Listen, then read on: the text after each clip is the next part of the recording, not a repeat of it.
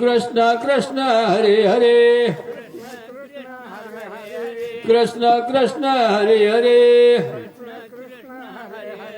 हरे राम राम राम हरे हरे हरे कृष्ण कृष्ण कृष्ण हरे हरे हरे राम राम राम हरे हरे हरे कृष्ण कृष्ण कृष्ण हरे हरे हरे राम राम राम हरे हरे हरे कृष्ण कृष्ण कृष्ण हरे हरे हरे राम राम राम हरे हरे हरे कृष्ण कृष्ण कृष्ण हरे हरे पुंडलिकावरती हरी विठ्ठल श्री ज्ञानदेव तुकाराम पंढरीनाथ भगवान की जय माऊली ज्ञानेश्वर महाराज की जय जगद्गुरु तुकोबा महाराज की जय छत्रपती शिवाजी महाराज की जय संभाजी महाराज की जय उधे उधे चला प्रवचन सुरू झालेलं आहे तरी सर्व श्रोते मंडळींनी प्रवचनाचा लाभ घ्यावा ही विनंती. ओम नमोजाध्या वेद प्रतिपाध्या जय जय सुसंवेद्या आत्मरूपा देवा तुची गणेशू सकलार्थमती प्रकाशू मने निवृत्तीदासू अवधारी जिजू. प्रथमतः त्या गणरायाला अभिवादन करून आपण आजच्या सेवेची सुरुवात करूयात. श्री अखंड ज्ञानेश्वरी पारायण सोहळा ए पोरा तसेच काय शिवजन्मोत्सवा निमित्त आयोजित हा सोहळा आणि यातील पुष्प चौथे तिसरे या निमित्त माझ्या भाग्याला आलेली ही सेवा वर्ष तिसरे आणि पुष्प चौथं या निमित्त माझ्या वाट्याला आलेली ही भगवंतचरणी सेवा. प्रथमतः सिंपळवासीय तसेच छत्रपती शिवाजीनगरचे रहिवासी या सर्वांचं कौतुक करावं तेवढं कमी आहे. कारण ज्या राजांनी छत्रपती शिवरायांनी आमचं अस्तित्व टिकून ठेवलं त्या राजाच्या जन्मोत्सवानिमित्त भगवंताचं नामस्मरण करण्याचा योग हा ग्रामस्थांना घडवून आणण्या इतकं मोठी भाग्याची गोष्ट कोणतीच नाही. ठीक आहे, आजच्या या सेवेसाठी निवडलेला श्रीमद भागवत गीतेतला श्लोक ज्ञानेश्वरी मधला अध्याय क्रमांक 9 श्लोक क्रमांक 26. पत्रम पुष्प फल तोय यो मे भक्त्या प्रयच्छति तदह भक्त्यु प्रहत मश्यमामि प्रयत्नात्मनः. शब्द कठीण आहेत परंतु या श्लोकातून भक्ती कशी करावी, भक्ती मार्ग भगवंताने आपल्याला सांगितलेला आहे. आम्हाला प्रश्न पडतो की या भगवंताची आम्ही भक्ती नेमकी कशी करावी जेणेकरून भगवंताची कृपा आमच्यावरती होईल. भगवंताने अगदी सरळ सोपा प्रत्येक व्यक्तीला जमेल असा मार्ग सांगितलेला आहे. काय सांगितलंय? पत्रम पुष्प फल. तीनच गोष्टी आहेत बघा. काय? पत्रम पुष्प फुल. भगवंत म्हणतायत की माझी सेवा करायची आहे ना तुम्हाला, जास्त काय करू नका. एक पान काय एक पान बस आहे ते कशाचं का असेना, एक फूल बस आहे ते कशाचं का असेना, एक फळ बस आहे नाही, आमच्याकडे तेही उपलब्ध नाही, शक्य नाही ते, पण आमच्याकडे नाही तेही. तर भगवंत काय म्हणतायत? पाणी, मला पाणी जरी तू अर्पण केलं तरी चालेल, पण भगवंत एक आठ घालताय त्याच्या मागे. हे जे तू करतोयस ना, तू पत्र दे, पुष्प दे, फळ दे, पाणी दे, तुझी संपत्ती दे, काही जे काही करायचं ते कर, पण भक्ती भावानं कर. भाव महत्वाचा आहे. या संदर्भातला हा श्लोक आहे आणि माऊलींनी त्याचं फार सुंदर असं विवेचन आपल्या ज्ञानेश्वरी मध्ये अध्याय 9 मध्ये केलेलं आहे. माऊली काय म्हणतात बघा, मग निस्सीम भाव उल्हासे मग निस्सीम भाव उल्हासे मज अर्पा वयाचनी मिसे फळ एक आवडे तैसे भलतयाचे हो. भक्तू माझ्याकडे दावी आणि मी दोन्ही हात ओढवी मग तेथून पीडिता सेवी आदरेशी. फार खोल असा अर्थ आहे याचा. माऊली काय म्हणतायत, भगवंताला अपेक्षित काय आहे, मग निस्सीम भाव उल्हासे. तू जे काही करतो ते निस्सीम भावाने कर, आतल्या मनानं कर, आर्त भावनेनं कर. तू भगवंताची जी भक्ती करतोयस ना, ते करत असताना अंतर्भावाने कर, निस्सीम उल्हासानं कर. तू कुठलं फळ द्यायचंय, पुष्प द्यायचंय, काय जे अर्पण करायचंय ते कर. ज्यावेळेस तू तुझ्या आर्त भावनेनं तू तुझ्या आतल्या मनाने मला अर्पण करशील ना, त्यावेळेस तू त्या भावनेनं माझ्याजवळ आलास ना, तर तुला ते अर्पण करायची सुद्धा गरज भासणार नाही. मी दोन्ही हाताने ओढून घेईन ते, कारण मी भक्तीचा भुकेला आहे, मी तुझ्या वस्तूचा भुकेला नाही. तुझी जी भावना आहे ना, ती भावना जर शुद्ध असेल, तुझं प्रेम जर शुद्ध असेल, तर तू फक्त घेऊन ये, ते ओढून खायची जिम्मेदारी माझी. मला खायला नकोय, मला तुझा भाव पाहिजे. यासाठी माऊली काय करताय, भगवंताला काय अपेक्षित आहे ते आपल्याला सांगतायत. पण आम्हाला नाही पटत, आम्हाला दृष्टांत द्यावा लागतो. मग साधे साधे दृष्टांत आहेत. आता इथं लहान लहान मुलं दिसत आहेत, वयस्कर व्यक्तींना सगळे माहिती आहेत दृष्टांत, परंतु आजच्या पिढीलाही माहिती झालं पाहिजे, मोबाईल वेड्या पिढीलाही आजच्या माहिती झालं पाहिजे. म्हणूनच हा केलेला अट्टहास. तुम्ही इथे येत नाही तर आम्ही तुमच्यापर्यंत येतो, घरी बसून बघा, यासाठी हे लाईव्ह. तर सांगायचा उद्देश असा की आम्हाला शबरीची गोष्ट माहिती आहे. काय होतो शबरीकडे, कोट्यावधीची प्रॉपर्टी होती. एक अबला स्त्री, म्हातारी स्त्री, जी भगवंताच्या दर्शनासाठी आयुष्य वेचत आलेली, जिला फक्त एकदा भगवंताने दर्शन द्यावं यासाठी तिचे डोळे फक्त जिवंत होते. एकदा भगवंताने दर्शन दिलं, माझ्या आयुष्यात काही राहिलं नाही, मला फक्त भगवंताचे दर्शन पाहिजे, भगवंताची एकदा भेट व्हावी, यासाठी एक वाट पाहणारी वृद्ध स्त्री. योग कसा असतो बघा, आतून इच्छा निर्माण केली आणि प्रेम असेल, प्रेम, तर ते घडतं.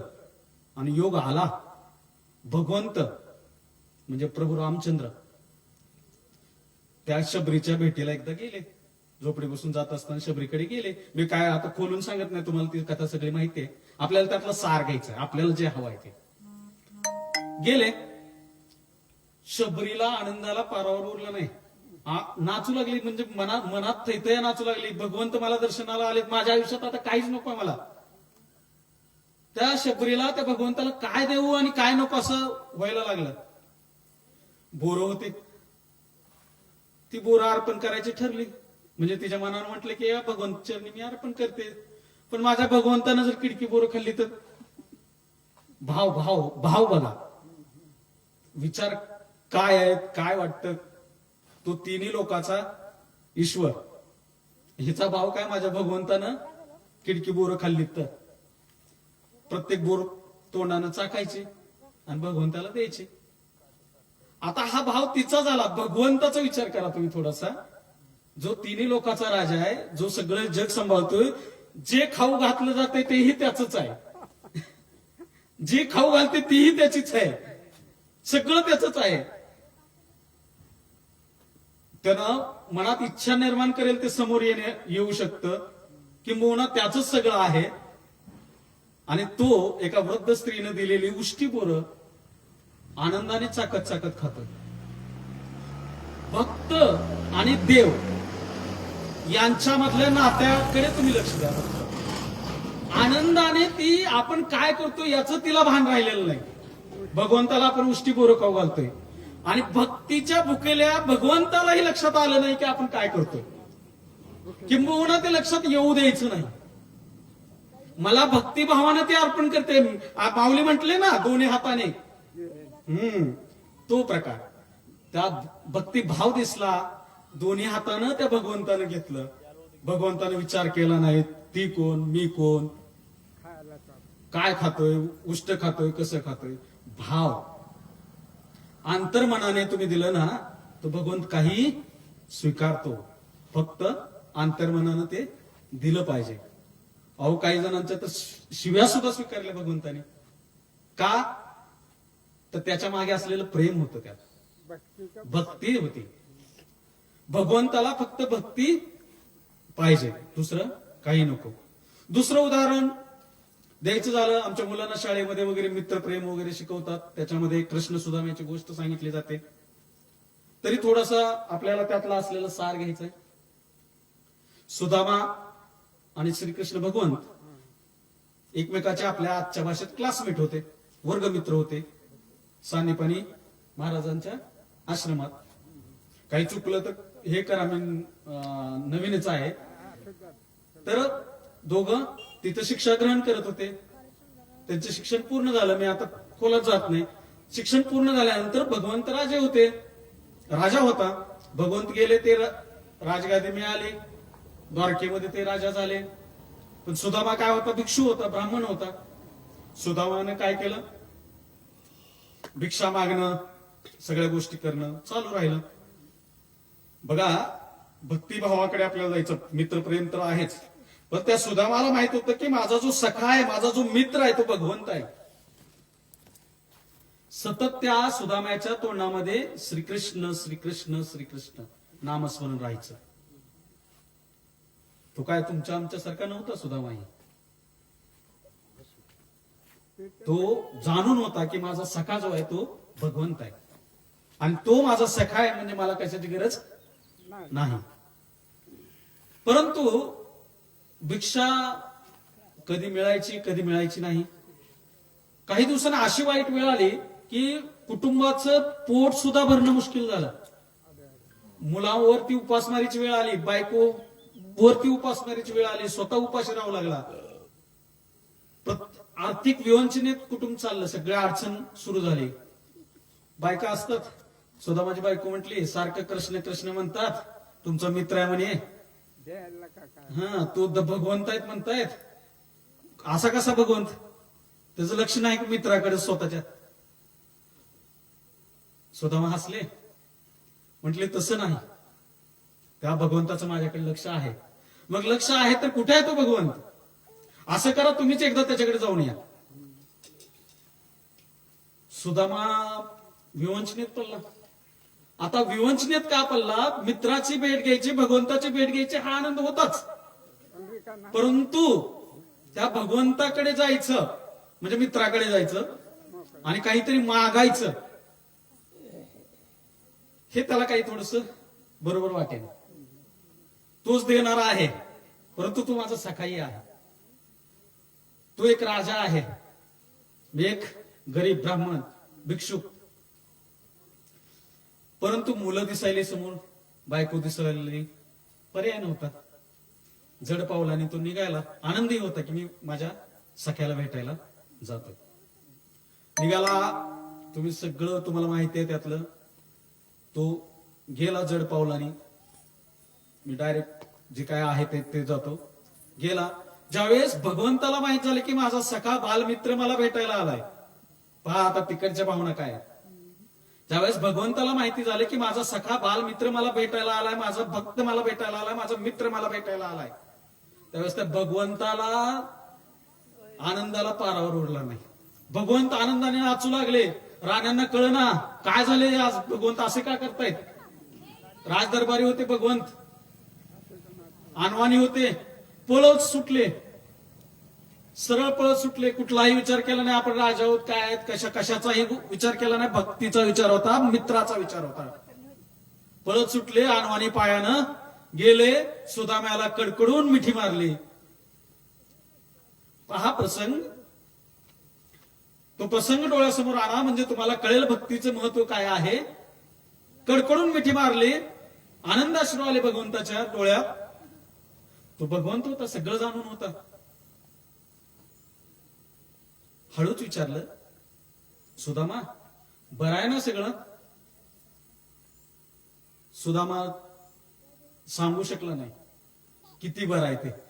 सुदामा म्हटला, तुझा आशीर्वाद आहे, सगळं माझं अलबेल आहे, मला कशाची काही कमी नाही. सगळं दिसत होतं सुदाम्याच्या डोळ्यासमोर, ती लेकरं बायको सगळं सगळं दिसत होते. पण सुदाम्याची जीभ उचलू शकली नाही की नाही बाबा काहीतरी कृपा कर वगैरे म्हणण्या इथपर्यंत धाडस सुदामाचं झालं नाही. फक्त त्याच्या मनात होतं, माझा सखा मला भेटलाय. परंतु तोही भगवंत होता, तो सगळं ओळखून होता, परीक्षा घेत होता.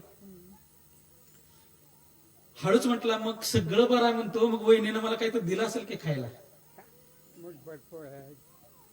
विषय असा, खायची विवंचना होती, त्यातूनही वहिनींनी सुदामाच्या घरच्याने कसे बसे 4 तांदळाचे शीत दिले होते उपरण्याला बांधून. फाटकं उपरणं होतं, गाठोड ते सुदामा हळूच लपवायला. श्रीकृष्णाने हेरलं, दोन्ही हाताने ओढी वाक्याकडे आपल्या ओढून घेतलं आणि खाऊ लागला की हो भगवंत. तिन्ही लोकांचा राजा 4 तांदळाचे शीत खाऊ लागला. कशासाठी? भावना, भक्ती. कोणत्या भावनेनं आणलं? तर प्रेम.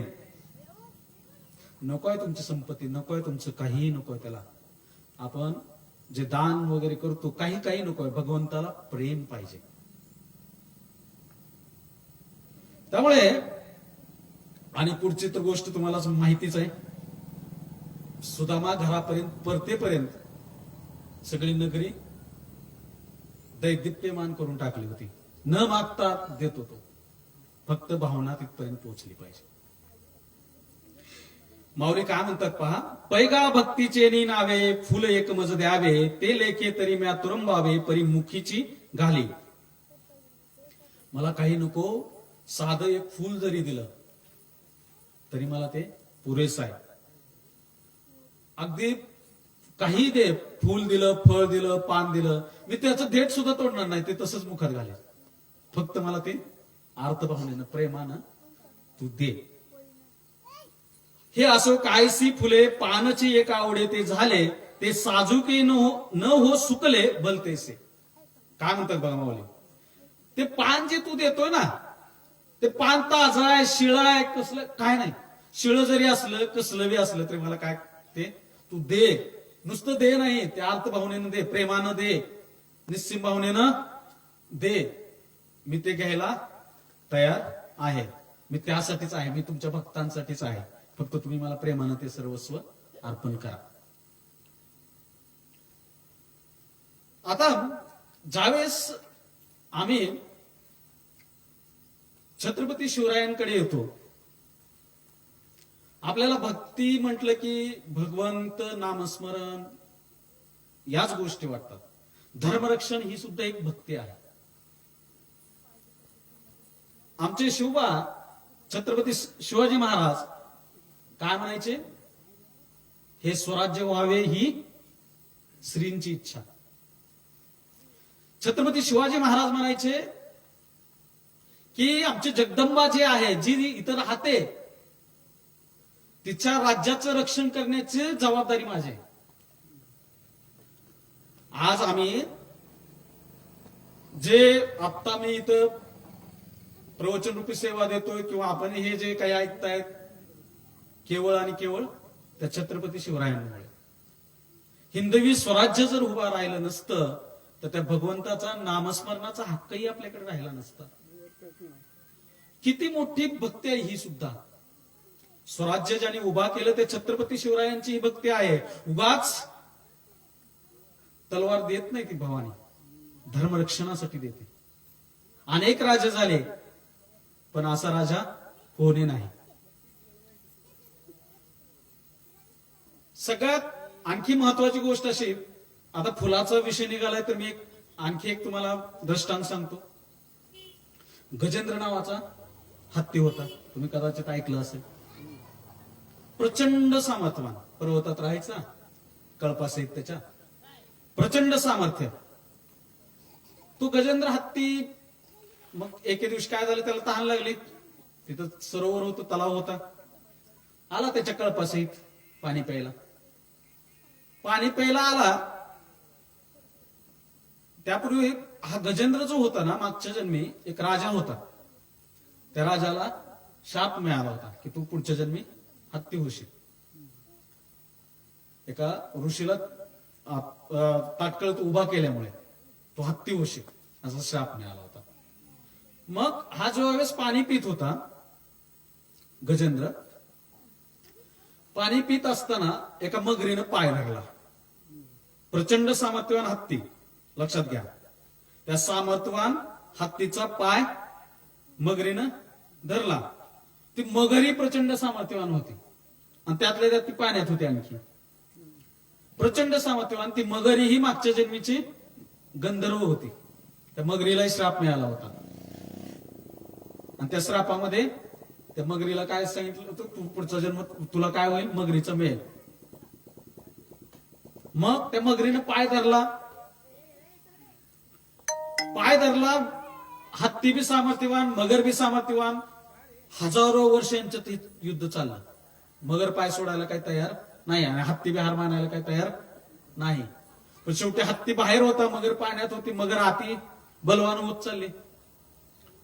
हा थोडासा काय झाला, कमकुवत होत चालला. मग काय करावं आता, आपले हार दिसते हे गजेंद्राला लक्षात आलं. गजेंद्र म्हणला आता आपल्याकडे एकच पर्याय आहे, भगवंताचा दावा करणे. आता दावा करावं तर इथं धूप दीप नैवेद्य काहीच नाही. काय करू बाबा, भगवंताचा दावा करायचा, भगवंताला काहीतरी अर्पण करूयात. मग काय केलं, त्याच सरोवरात एक कमळाचं फुल होतं. गजेंद्रानं आपल्या सोंडानं ते उचललं, सोंडेत धरलं आणि भगवंताची स्तुती करायला चालू केली. भगवान विष्णूंची स्तुती करायला चालू केली. त्यालाच गजेंद्र मोक्ष स्तुती असं म्हणतात. ती स्तुती चालू केली. भगवान विष्णू म्हटले की आपला कोण दावा करतोय, भगवान विष्णूंचं लक्ष गेलं. भगवान विष्णू म्हटले की ठीक आहे, एवढा आपल्याला आता हात देतोय प्रेमापुटे, आपण जावं. भगवान विष्णू प्रगटले. पाहिलं तर त्या मगरीनं गजेंद्राचा पाय पकडलेला होता. मग गजेंद्राचा पाय पकडलेला होता. भगवान विष्णूंनी चक्र काढलं आणि मगरीचं शिर उडवलं. मगरीचं शिर उडवलं.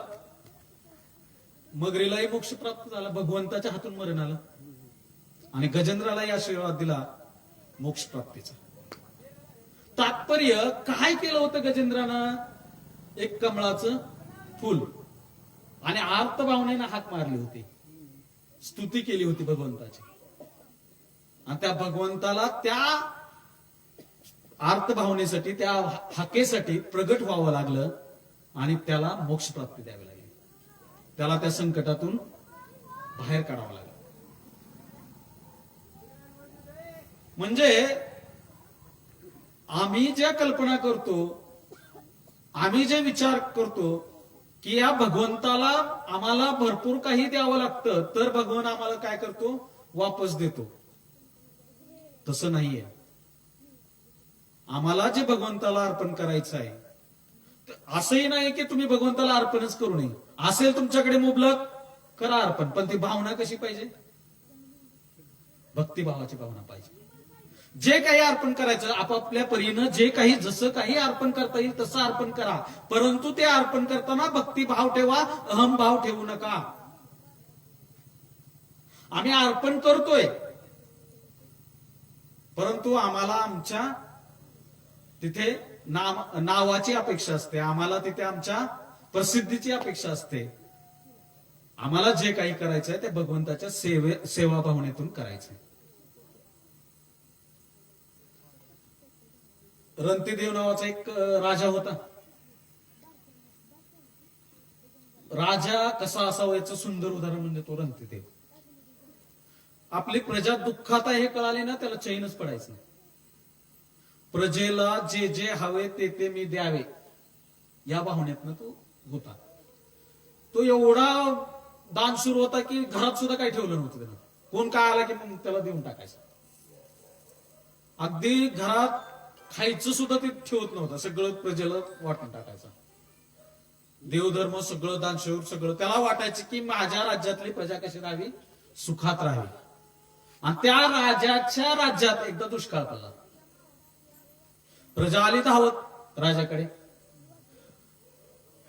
राजा आता तुम्हीच वाचू शकतात म्हणले, याच्यातनं दुष्काळ पडलाय म्हणले, कोरडा दुष्काळ, काही नाही, सगळ्यांच्या हालापेष्टा चालू आहेत, खायचं सुद्धा अवघड आहे. राजा म्हटलं आता काय करायचं, तुम्ही काय सुचवा. म्हटले तुम्ही एकमेव असे आहात ज्याचे भगवंत हाक ऐकू शकतो, कारण निस्वार्थ भावनेने तुम्ही भरपूर सेवा केलेली आहे. बरं ठीक आहे बाबा, काय करू सांगा. तर ते तुम्ही उपवास करा म्हटले. ठीक आहे करतो. काय करावं लागेल. तर तुम्ही पाण्याचा थेंबही घेऊ नका आणि जेवणाचाही थेंब घेऊ नका, घास घेऊ नका, आणि उपवास करा जोपर्यंत भगवंत प्रगट होत नाहीत आणि आशीर्वाद देत नाहीत, पाऊस वगैरे पाडत नाहीत तोपर्यंत. ठीक आहे म्हटलं, तुमची इच्छा जशी. 48 दिवस हे चाललं. त्यावेळेसचे 48 दिवस. 48व्या दिवशी पावसाचे थेंब पडायला सुरुवात झाली. पाऊस चालू झाला.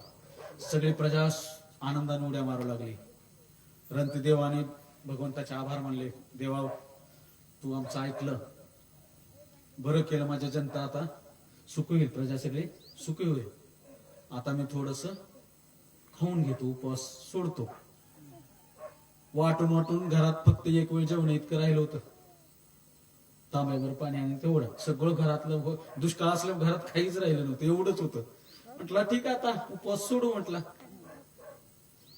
बसले रंतदेव जेवण करण्यासाठी.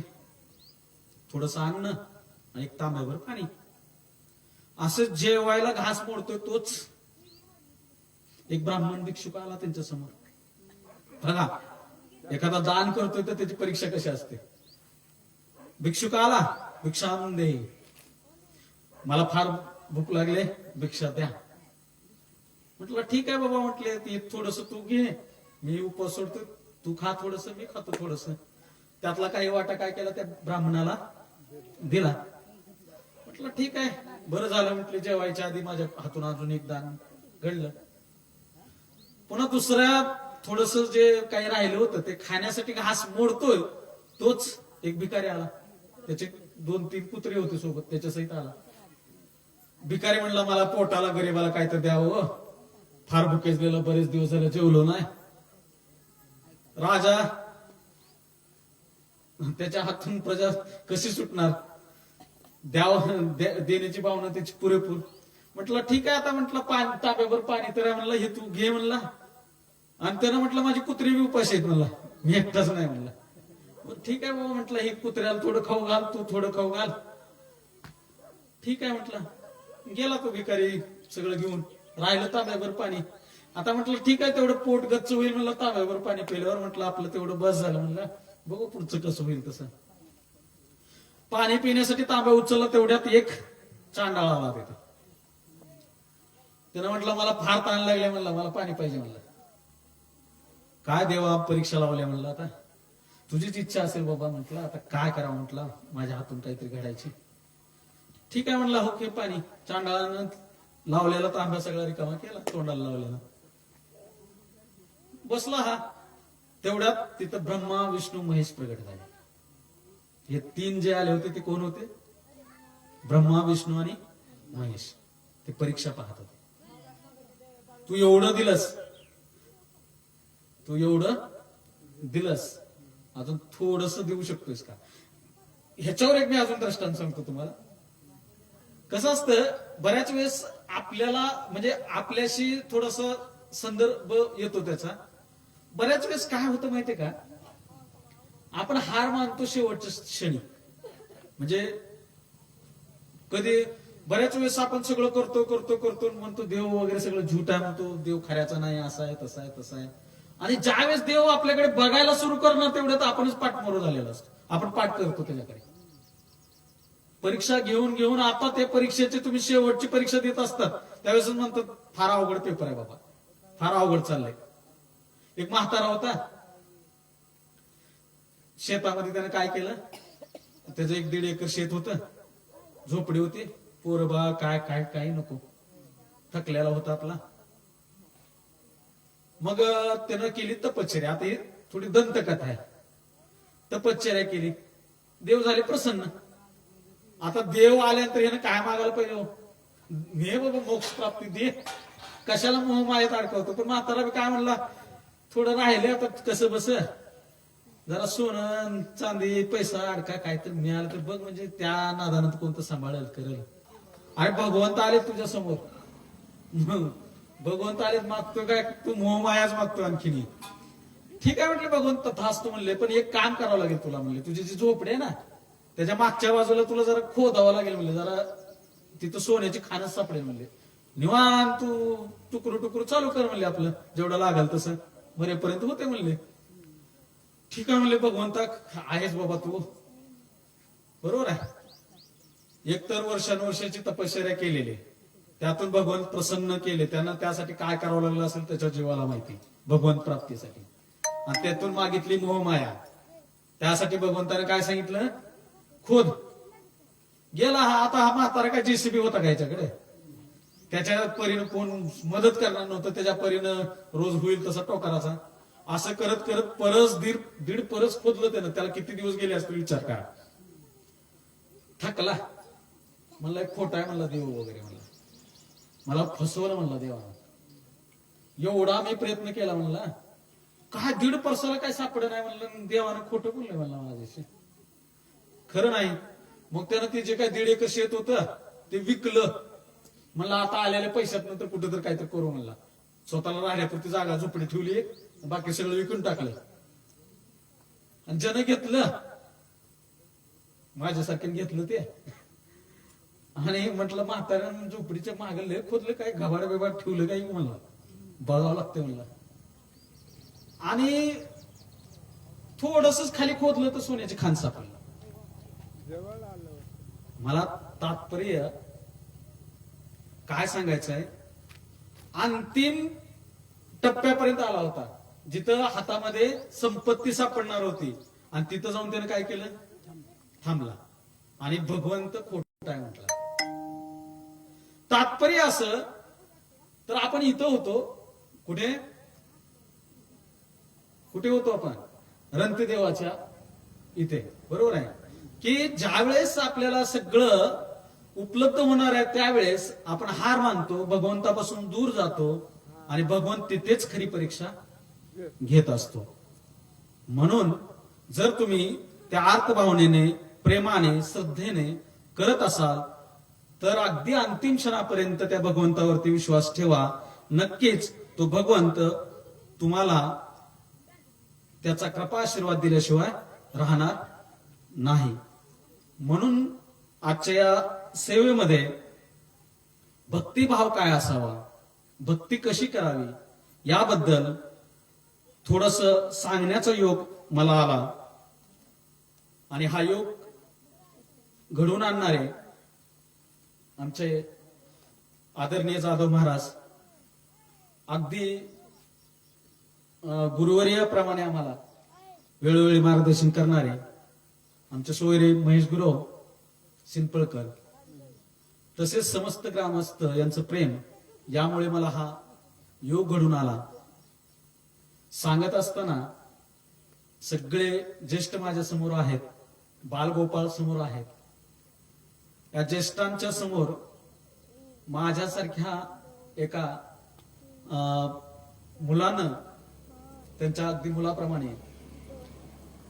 काही सांगणं, आणि त्यातून जर चुकून अवचुकून काही गेलं असेल तर त्याबद्दल सर्वांचे क्षमस्व. आणि काही जे चांगलं जे काही तोंडातून आलं असेल ते त्या भगवंताचे आशीर्वाद, त्या भगवंताच्या चरणी ते मी अर्पण करतो. आणि मी माझे प्रवचनरूपी सेवेला समाप्त करतो. बोला पुंडलिक वरदे हरी विठ्ठल विठ्ठल श्री ज्ञानदेव तुकाराम पंढरीनाथ भगवान की जय. आता विश्वात्मके देवी वाग्यज्ञ तोषावे, तोषोणी मज द्यावे पसाय दान हे. जे गळांची व्यंकटी सांडो, तया सत्कर्मी रती वाढो.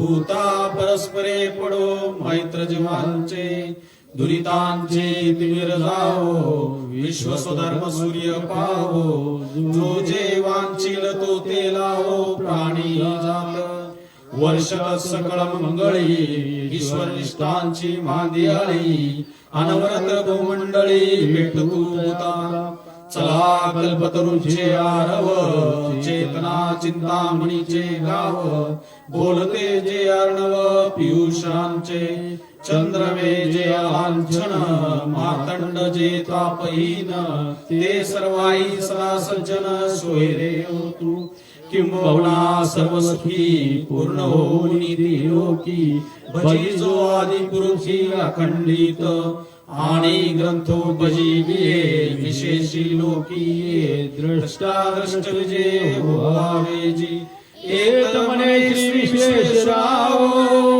हा होईल दान पसाओ येणे वरे ज्ञान देवो सुखिया झाला येणे वरे ज्ञान देवो सुखिया झाला पुंडलिकावंदे विठ्ठल श्री ज्ञानदेव तुकाराम पंढरीनाथ भगवान की जय ज्ञानेश्वर महाराज की जय जगद्गुरु संत तुकाराम महाराज की जय शिवाजी महाराज की जय